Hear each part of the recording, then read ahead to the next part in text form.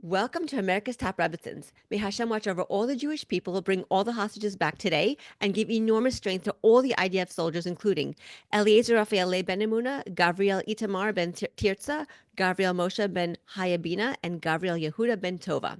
Please click on the subscribe button to subscribe to us on the America's Top Rebbetzins YouTube page, or click follow to follow us on your podcasting app so that you are the first to know when an inspiring new episode is posted. My name is Vera Kessler. I am a life coach. I specialize in transformational life coaching and accountability life coaching. So if you're a woman who's ready to take your life away from chaos and step into your higher self and stop surviving and start thriving, my website is below if you would like more information. Today, I am very happy to have on today's show Rebbetzin Lisa Cook. Rebbetzin Lisa is the Director of Operations for the Cincinnati Jewish Experience. She received her BA in Communications from the Royal Melbourne Institute of Technology and completed her postgraduate studies at the University of Melbourne and Tel Aviv University. After marrying her husband, Rabbi Seth Cook, and having a baby, the Cook family headed to Indiana University to expand the Aish campus branch there. After spending 4 years in Bloomington, Indiana, and another 7 years in Pittsburgh, Pennsylvania, working with Jewish college students and young professionals, the Cooks moved to Cincinnati, Ohio, where they are building CJX, Cincinnati Jewish Experience. Rebbetzin Lisa is very involved in Jewish outreach, education, and hosting meals and events, running trips to Israel and Poland, teaching classes, organizing programs, and engaging in meaningful conversations with Jews from all backgrounds and ages. Rebbetzin Lisa also teaches she teaches mikvah education to Jewish women of all backgrounds and levels. She works as a mikvah attendant at the Cincinnati Community Mikvah and is part of the Cincy chevra kadisha, and she's currently in the third cohort of the Core MMC Program led by Rebbetzins Aliza Bulow, Debbie Greenblatt, and Rochel Goldbaum. I actually interviewed Debbie Greenblatt and Rochel Goldbaum on this podcast. Thank you so much for being here, Rebbetzin Lisa. Please tell us more about yourself and what you do. Well, I think you basically summed up everything in a nutshell. I do run a Jewish organization here in Cincinnati with my husband. So I personally work mostly with adults, so women, and I have a community program. And we also oversee a campus program at two different college campuses. We partner with Olami for that. And we also oversee a young professionals program. So we're really trying to, provide as much Jewish programming and education as we can to Jewish adults from all over the Jewish map. It's a big privilege. That's really, really exciting. And I've actually never been to Cincinnati. Is there a big Jewish Oh, community? well, number one, you have to come. You're invited anytime. We love Thank having guests. you. We have a really nice sized Jewish community. So I would say the broader Jewish community is very large and established. It's been here for a long time. And the observant community is small but really, really growing. It's a strong but small but mighty community. So lots of young couples moving here. It's a very young community. I'm definitely one of, the old ladies of the community. Lots of young couples in their 20s and 30s. And it's really great, really just strong, thriving community. So we have all the amenities. We don't have a kosher grocery store yet, but we have everything else that anyone could need. And, we're out here in beautiful Midwest. Happens to be a beautiful day. So come check us out. Come visit us. Thank you. Thank you. I'm excited. My husband and I have something that we go to visit each of the 50 states. So Oh, yes, we've never been to Cincinnati. We've been to Ohio. I've been to Columbus twice actually, but never to oh. Cincinnati. And I've always wondered about it. Like I've always heard positive things. So yeah. It's great. Well, actually, I'm only about 20 minutes from Kentucky. So we're on the border. So if you actually just drive, 20 minutes through downtown, you're in Kentucky, and it's absolutely beautiful there as well. Lots of hiking and trails and just nature. So, definitely not New York, but we love it here. That's good to know. Thank you. Thank you so much. So I know that of the many wonderful things that you do, and you do so many wonderful things, one thing that you really, Yeah. really are passionate about is the trips that you run specifically to Poland. And I understand that since 2015, you have done 9 trips specifically to Poland, which I think is amazing. My grandparents were both from Poland, and I've never been there myself. Also, I've never been there, but I was always curious about the Poland trip experience. So can you please share with us all about your Poland trips. Like when you take women to Poland, who comes with you? What places do you visit? I would love to know about the entire experience Yeah, of course. So first of all, where in Poland is your family from? from Warsaw. Oh, really? Oh, wow. That's so Yeah. cool. Yeah. So did they make it out before the war, or were So they impacted? it was like during the war. Like my grandmother would tell me stories like how they would have to sneak across the border, underneath barrels of hay. They would have to pay people to like transport them from one border to another border, over water, up mountains. Like she really had this whole Wow. big thing like that she escaped. It was not an easy escape for her. So she was, I mean, she saw, I hate to be so graphic, but like people killed in the streets. So she was Yeah, really, sure. really in the thick So of it. she was in the ghetto and then she escaped. Yes. Wow. Yeah. You're a walking miracle. It's true. Yeah. Wow, so special. I'm sure she was an incredible woman. She's living. No, unfortunately, she died of pancreatic cancer many years ago. But yeah, she was Oh, very incredible, very lively, very, very, very full of life, like really, really full of life. And she didn't, listen, the Holocaust experience was not a very positive one for her, but she did not let it sure. get her down. So yeah, Wow. Well, her story should just inspire so many others, and really her memory should be a blessing. amen. My family actually came from Bialystok in Poland. My grandfather. So actually, I'm only one quarter Polish. So one quarter German, one quarter Polish, and one half Romanian. Oh wow. And all my grandparents ended up in Australia. They all either survived or escaped the Holocaust. So I was always interested growing up. Like I always knew that my grandparents, came from Europe and went through these experiences. But it wasn't until I started working, in Jewish outreach and education that I really had the opportunity to go back to Poland and take groups of people and really just to see how powerful and meaningful and inspiring and uplifting and empowering these trips are. So I have my professional angle for Poland and my professional interest in Poland and my personal interest as well. Of course. So I in 2015, we were running our Asian Tower branch in Pittsburgh, and my husband came home one day and said, "How do you feel about going to Poland this winter?" Thinking, I don't know what he was thinking if I would, be that interested. I'm like, yes, absolutely. When are we going? My husband had already been in yeshiva, and he wasn't really that interested in going back, but I'd never been, and I'd always wanted to go. So we put together our first group of students.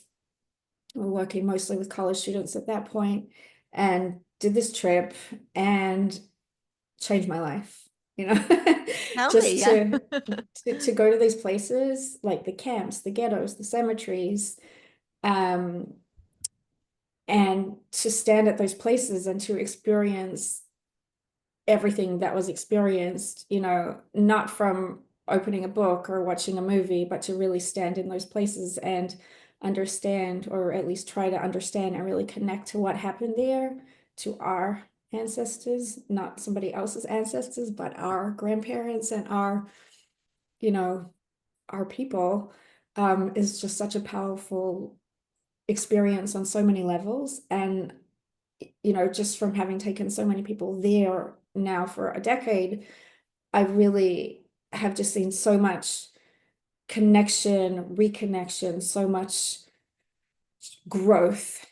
Every one of our students who's really, you know, moved along significantly in their Jewish journey in whatever form that has taken, has all experienced Poland with our program at one point or another. So it could be entry level. It's an amazing entry level trip. It's also an amazing second level, it's an amazing trip for people that have, been connected to Judaism all their lives. So for every single Jew, I believe that there's a very powerful um outcome of just being in Poland and really just um experience everything that happened during the Shoah.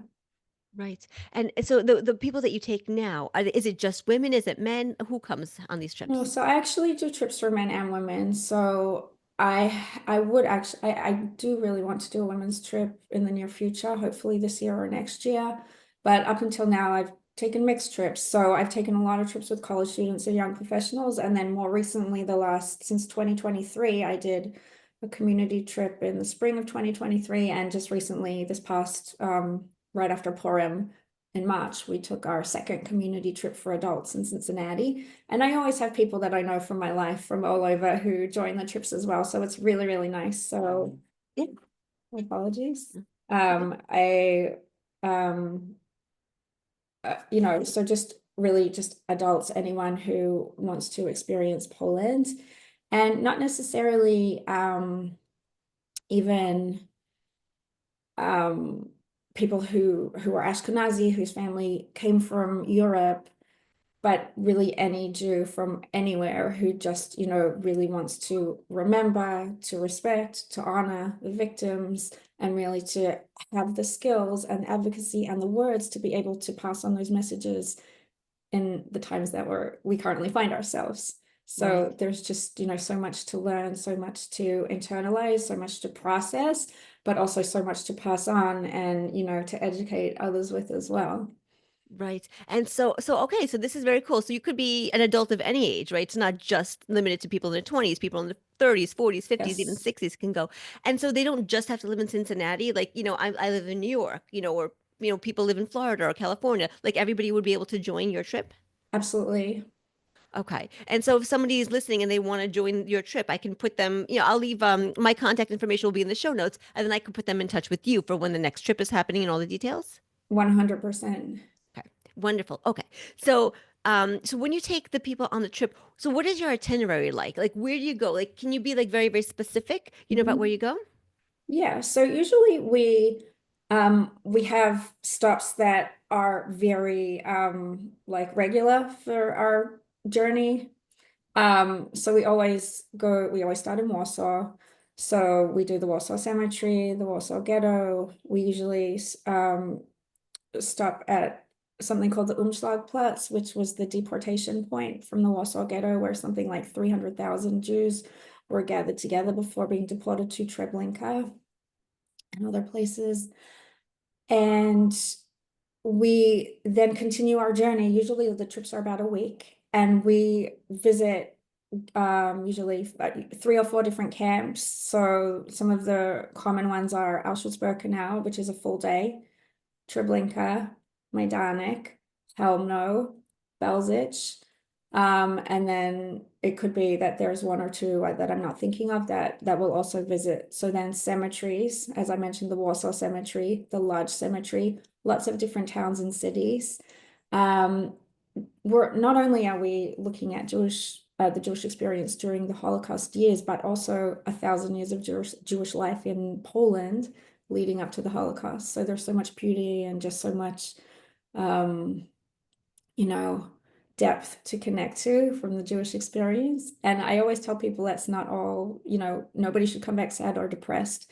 It's really about coming back like inspired and empowered. Obviously, we're connecting to a lot of trauma and a lot of very sad things that have, that our nation has been through. But that's not the point of it all. The point of it all really is to connect to the values and the messages and really to come back and be able to inspire and educate others. But to your question, where do we go? So, in addition to all the regular spots that we try to go to, depending on the time of year and what's going on in the world, we always tailor the trip around the participants. So if somebody has family that came from a certain town or a certain city or was sent to a certain camp or a certain ghetto, we'll try very hard to incorporate that into the itinerary and make the trip as personal and as special as possible. Wow, that is really, really special because not all people like not all trips are built like that. So that is actually like you're taking the participants, lives and personal interests into account. I think that's really, really special. It's really, really nice. And for example, a few years ago, I had a woman on my trip. I forget which one, either her mother or her father came from Czestochowa, and her father or mother came from the city of Bendon. So we were actually go to both of those places in the same day and explore what happened in those towns, what the Jewish experience was like. I'm so sorry. Can we pause this and I can just turn off my phone? Yes. So you were saying that about you were taking the women to Poland and you were really making a personalized connection, like that they had a special place that they were going to, and you were talking about a woman who had Right. relatives. Yeah. Right. So, we really try as best we can. Sometimes it's not practical, but as much as we can, we really try to tailor the itinerary to incorporate everybody's personal story, Yeah. because obviously it's much more meaningful, it's much more powerful when you have people talking about their personal family histories in those places. So, and for most people, it's a once in a lifetime opportunity Yeah. to be able to go back to those places, and they then become the messengers, the emissaries for their entire families and sometimes their communities to talk about, their experiences and everything that they learned and, connected to and, grew from in those places. So I have to say I have almost a 100% success rate in bringing people to Poland. Sometimes logistically things, it's not always perfect, but we really do try as best we can to make the trips, comfortable for all the participants. And, with the caveat that we are in Poland, we're not in Mexico or Hawaii, Right. a lot of times in the winter it can be cold, but we try to really make the trips as comfortable and as meaningful as we can in all ways. That So, is really, I was going to ask you that, with everything going on, in Poland, you're right. mhm. It's not Mexico or Puerto Rico or Right. Hawaii or, it's not like that. But like in terms of like kosher food, like Mhm. what is it like there in Poland, like for Jews now? Like, do they have kosher food? Do they have Jewish schools? Like, what is it like there? So schools, I don't know about actually. Food, it's very easy, especially if you're going with a group, because there's a lot of kosher catering companies, usually, Oh, especially Israelis, who are there really to provide food for the groups and the visitors that wow. come. Okay, it's good to know. Yeah, because aside from the people that are there for, the Holocaust history, and there's a lot of people that go there to pray at the graves of righteous people. So there's always a need for kosher food in certain places at certain times of year, especially. But yeah, there's a pretty good setup, and there's a couple of kosher restaurants, I believe, in Krakow that are actually kosher, and then in Warsaw, I think there's one, and I know there's a bakery, and I know also a kosher market.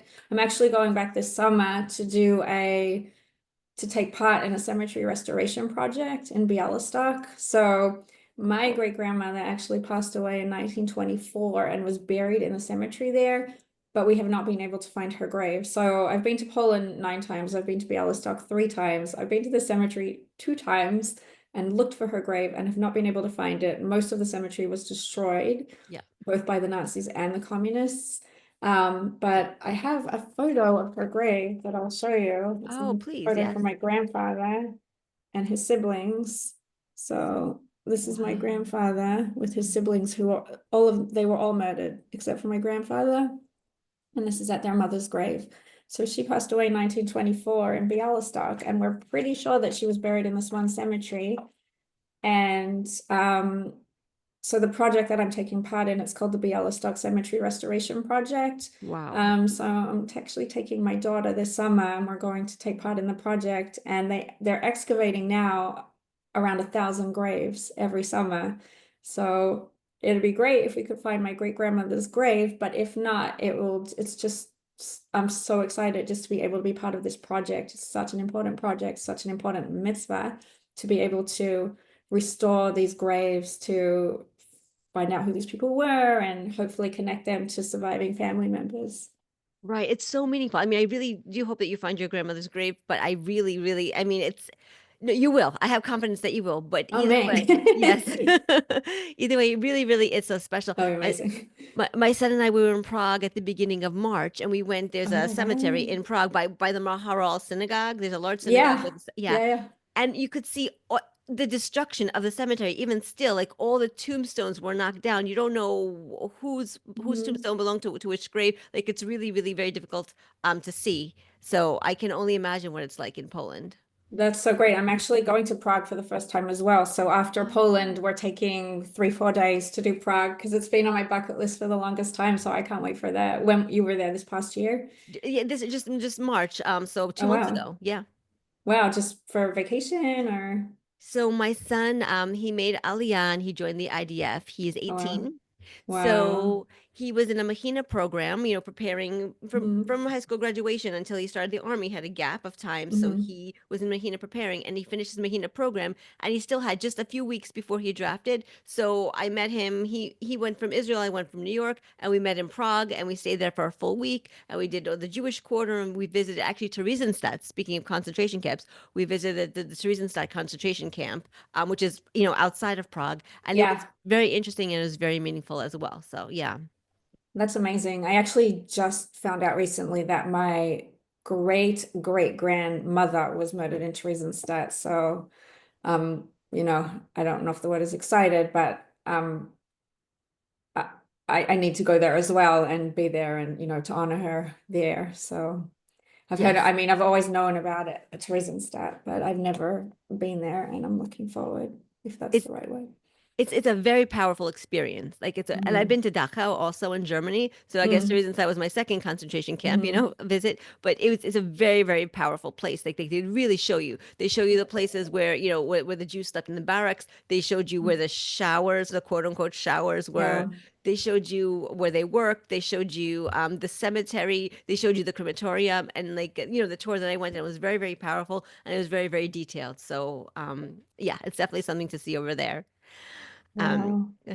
so So you were asking me about what Jewish life is like in Poland now. yeah. So there's actually one active synagogue in Warsaw called the Nozick Synagogue, the Oh, Nozick Shul. So I'll actually be going there before Bialystok to spend Shabbos. So I'm looking forward to that. And then in Krakow, you have maybe I want to say six or seven. I'm probably getting the number wrong for people who know like synagogues that are in existence today that people can go to.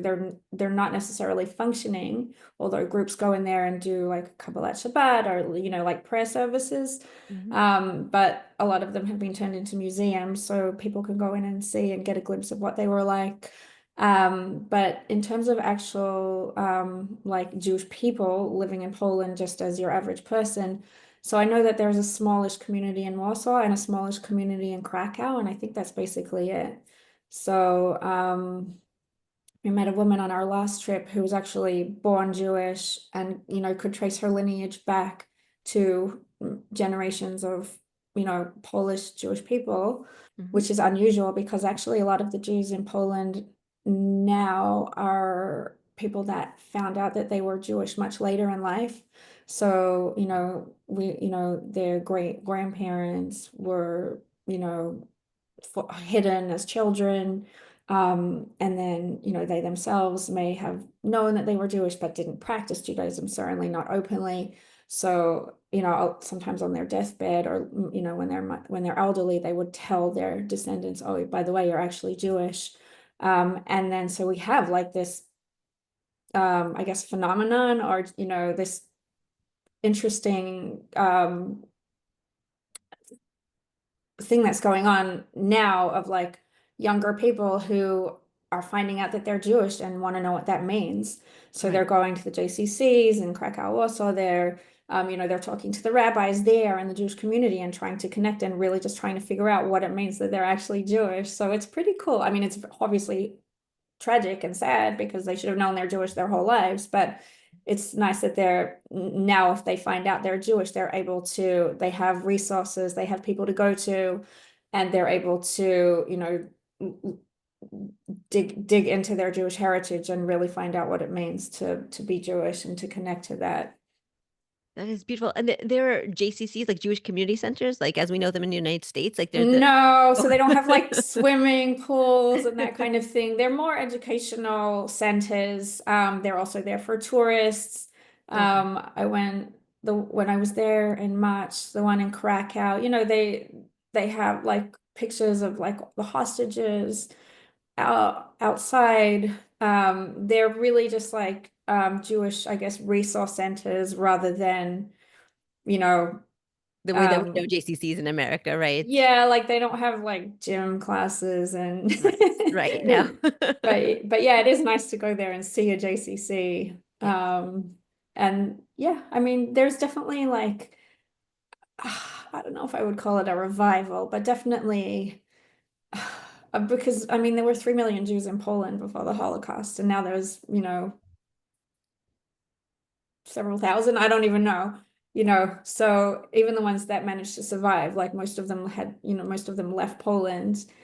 So the Jews that are there now, it's, people who are interested in the history and who are there because, they want to be able to tell the story of what happened and they want to be able to make sure that the Holocaust isn't forgotten and that the people there were not forgotten. But actually, a lot of the institutes that are there in different cities around Poland are being run by non-Jews.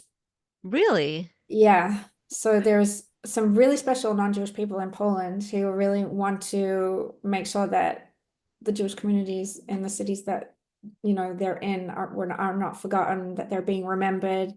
I can think of a couple of examples. In Bialystok, there's a very special man, Tomek. I don't want to mess up his last name, but he starts with a W. He has a museum in Bialystok. He's been working on Bialystok Jewish history for decades, and last year he opened up a museum called The Place, which is actually a tiny museum. I believe it's all privately funded, or at least for the most part.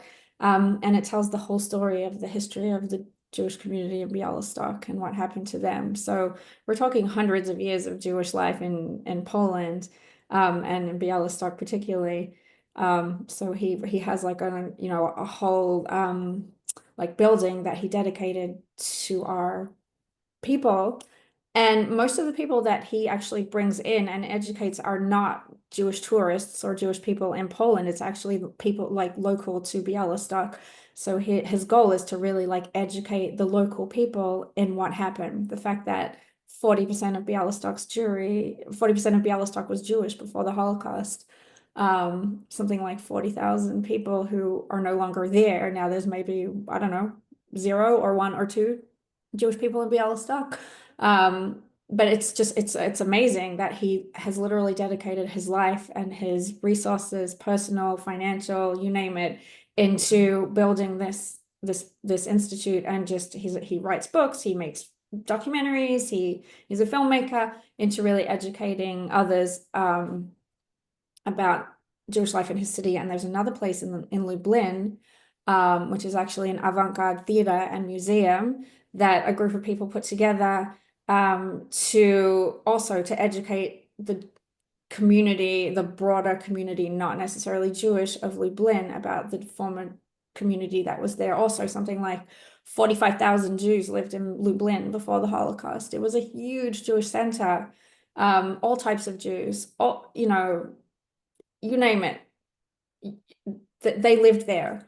And now there's none left. And they actually have a file for every single Jewish person that lived in Bialystok before the war. So they have something like 45,000, I believe, envelopes. Hope I'm not messing up the numbers. Wow. Like 45, file envelopes, one for every person, and 2,000 of them are empty. But 43,000 of them actually have some kind of personal information about each Jew that lived in Lublin before the Holocaust. And they're trying their best, again, using all of their resources to get together as much information as they can, photos, films, letters, any type of document, right? And to archive them and to be able to have that information to share with just the local people in their city. So I heard one woman there say that if you don't know about the people that were there, then you can't really understand the Holocaust. And I thought that was so powerful, because a lot of times we think of the Holocaust in terms of numbers, Right. or of just like, it's very hard to picture like the people, their lives, their To families. personalize it, it's hard to personalize. Exactly. Yeah. So, even when you go to a place like Treblinka and there's 17,000 stones, one for every community that was destroyed.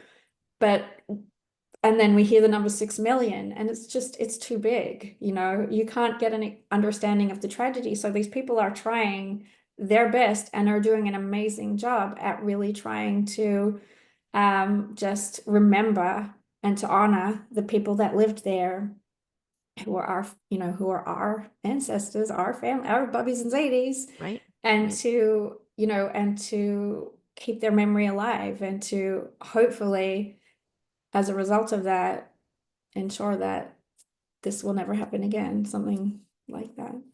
This is amazing because that's what I was going to ask you about how non-Jews are perceiving, Mhm. Jews and, post-Holocaust Poland, and it's so amazing that there are non-Jews who recognize the tragedy that happened and not only recognize it, but are taking steps to preserve Jewish Mhm. history in an effort to make sure that it doesn't happen again, in an effort to always remember the Jewish people, which I think is Hmm. so beautiful.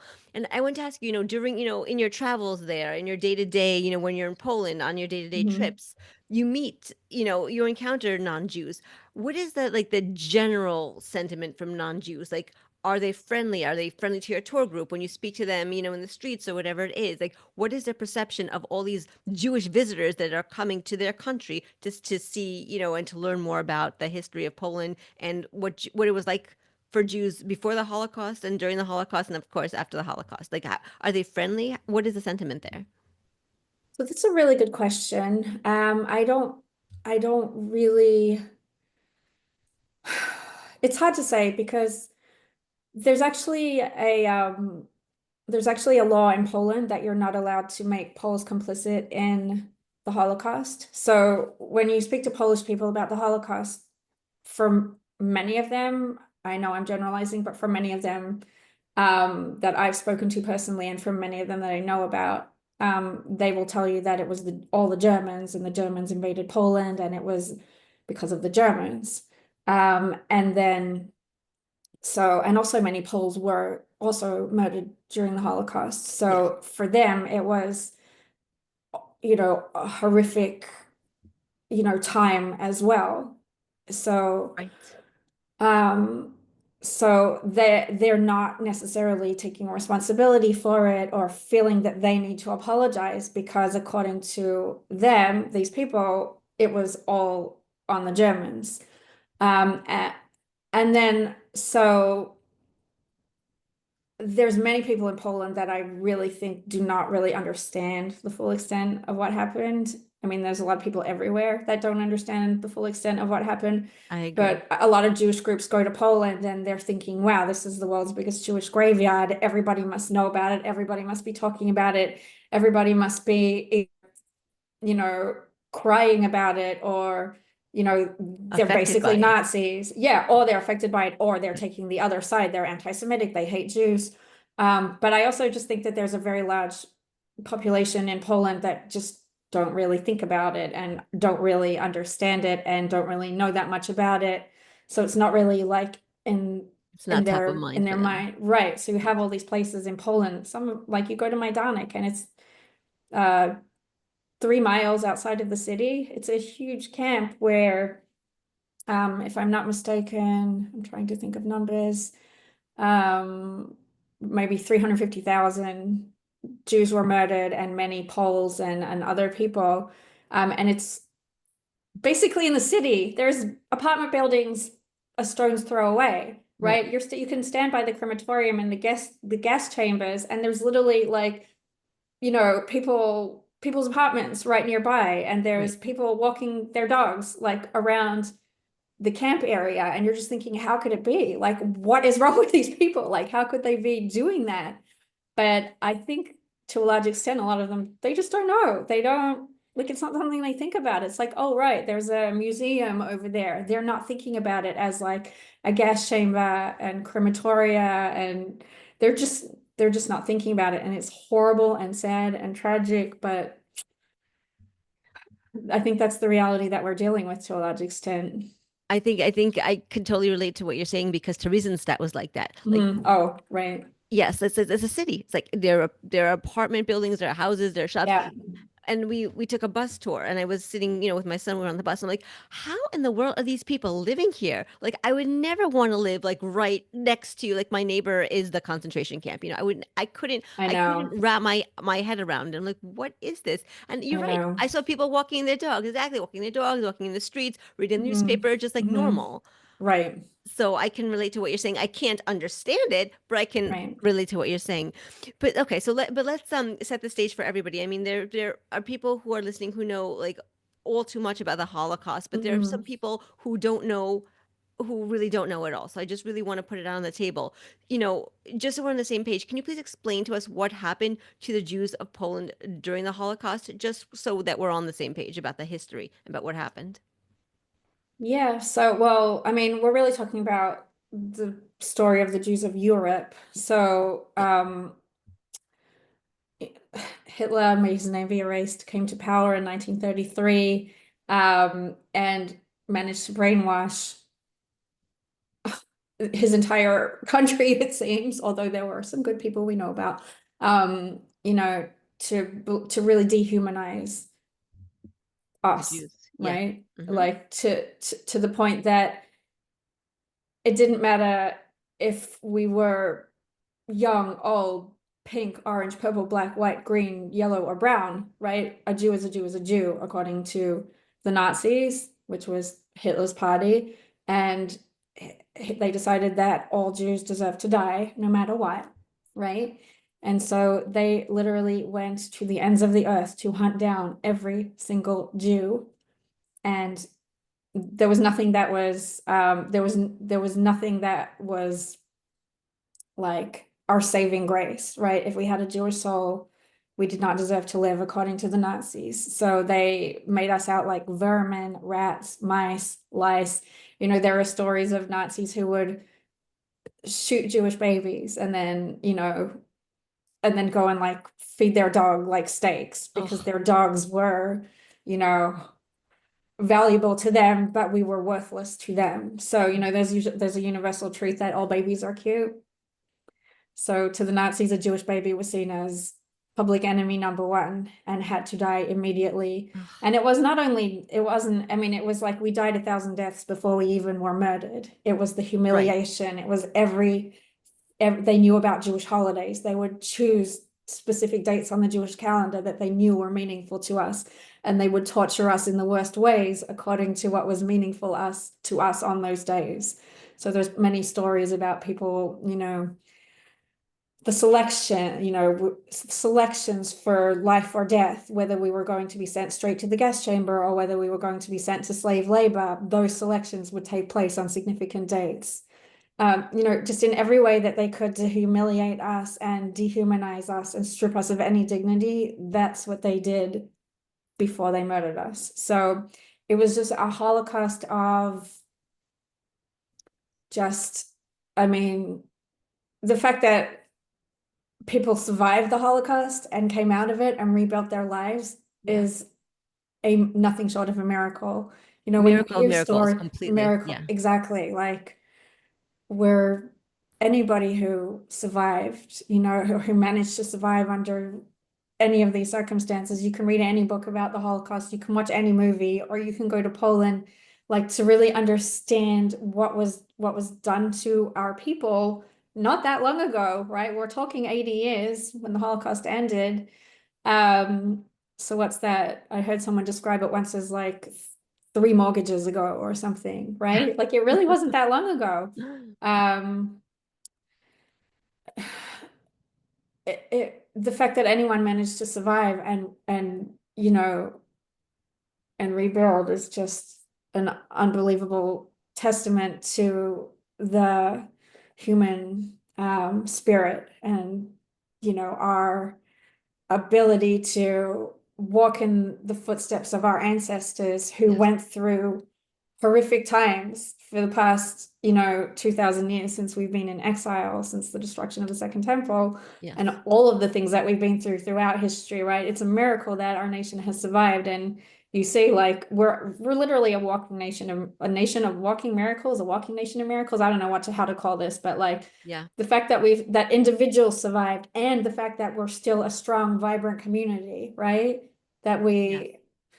we that you know, that we have an army in Israel, your son included, who are, you know, defending our people and who are strong and who are value driven and Yes. who will do whatever it takes to, you Yes. know, to defend our nation. The fact that we defend ourselves spiritually every day by connecting to Jewish values and to, you know, to walking around as proud Jews in the world, it's nothing short of a miracle. Like we should have been wiped out centuries ago. It's And the true. fact that we're still alive and thriving is just so unbelievably powerful, right?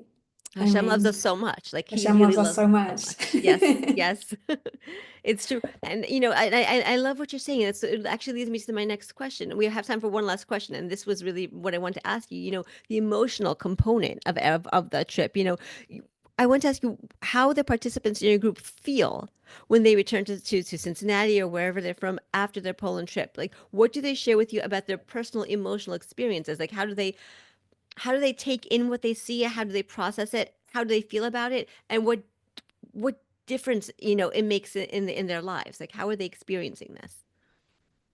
Oh, I wish you could talk to some of my people that I've taken, because I think they could do a much better job expressing the sentiment than I could. Um, but I'll tell you, I mean, it's just, this trip really is life-changing. And I just feel, I mean, obviously it takes a lot of processing, because when you're there, you hear things and there's almost like a, there's just the inability to even like understand some of the things that occurred, right? Yes. Like, Yep. and the way that people reacted and the way that people dealt and, not just survived, but really thrived in these under these circumstances.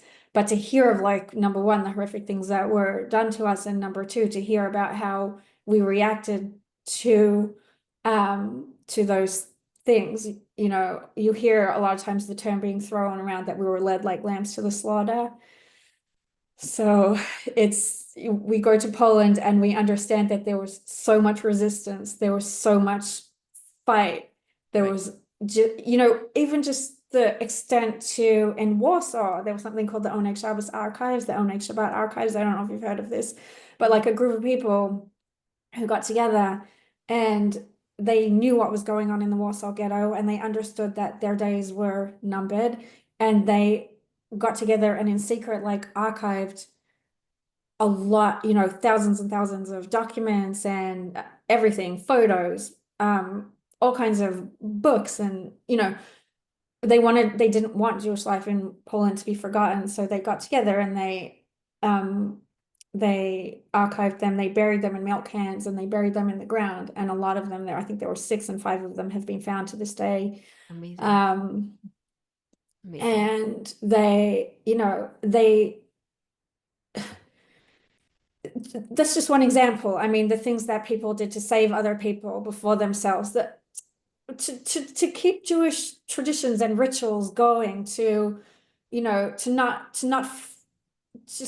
let their Jewish pride fall by the wayside, even in the most, you know,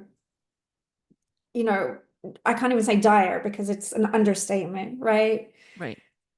When they spoke to, this monster Adolf Eichmann, like when he was being put on trial in the 1960s, he was trying to torment like one of his gods, and he said, Shema Yisrael Hashem Elokeinu Hashem Echad, and the god couldn't believe it. He said, how did you know that?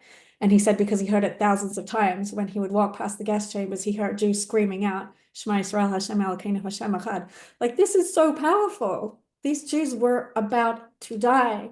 They were being murdered. And the number one thing, their number one legacy that they wanted to leave, is that they're committed to being Jewish, they're committed to God, that they understand that this is part of God's plan, and that they're willing, that's the message that they want to leave in this world. It wasn't like, I hate you and I'm angry, and I'm sure there were a lot of feelings being felt, right? We're talking about a scale of just the biggest. We can't even imagine. Right. And but that's what they wanted to leave in this world, Right. and that's how they wanted to go to the next world, with those words on their lips, right? Um Amazing. so these are the kind of ideas and concepts and messages that we're sharing when we go to Poland, and we go to the Right. camps, and we go to the mass graves, and we go to the cemeteries, right? And so when a person is so impacted by these messages, of course it's going to change your life, Yes. I don't want to sound like I don't want to oversell this, but even at a very like basic level, just to go and like learn about the Holocaust, like to take a deep dive into the Right. history in a way that you've never done before, because it's not possible without being there, Right. right? I mean, you could have a PhD and you could read as many books and, write as many papers, but it's still Not not the going to be the same. same experience as being there. Right. So I've had Jewish people from every level, from completely disconnected and unaffiliated to, your whatever, like your most practicing, enthusiastic, involved Jewish community member out there. And it impacts everyone on such a deep level. It takes time to process, as I said, but it's so powerful and it's so just, you can't get these experiences walking down the street in America or Israel even, or maybe Israel, but or Canada or Australia. It just doesn't happen. You have to go there and you have to experience it for yourself. So I highly encourage anyone who's ever thought about going to be in touch. I would love to take you put together a trip. I work with an amazing organization called J Roots, and they're the best in the world. There's many great organizations out there, but I love working with J Roots. They put together amazing trips. So they'll take care of all logistics on the ground. And then I work with my participants to really like build the best itinerary possible and to make sure that it's powerful and meaningful for everyone.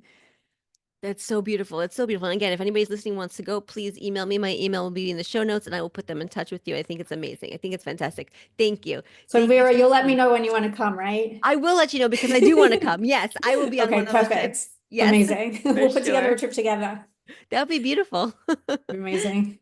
So thank you so much, Rebbetzin Lisa, for joining us on America's Top Rebbetzins. It was really, really a pleasure having you with us. I personally learned a lot. And may Hashem watch over all the Jewish people and bring all the hostages back today and give strength to all the IDF Amen. soldiers, including Eliezer Raphael Leib ben Emuna, Gabriel Itamar ben Tirza, Gabriel Moshe ben Hayabina, and Gabriel Yehuda ben Tova. Thank you so much again. Thank you so much for the opportunity. And it was just beautiful speaking to you. And you should just have blessing and success moving forward. Amen. Thank you. Take care. Bye.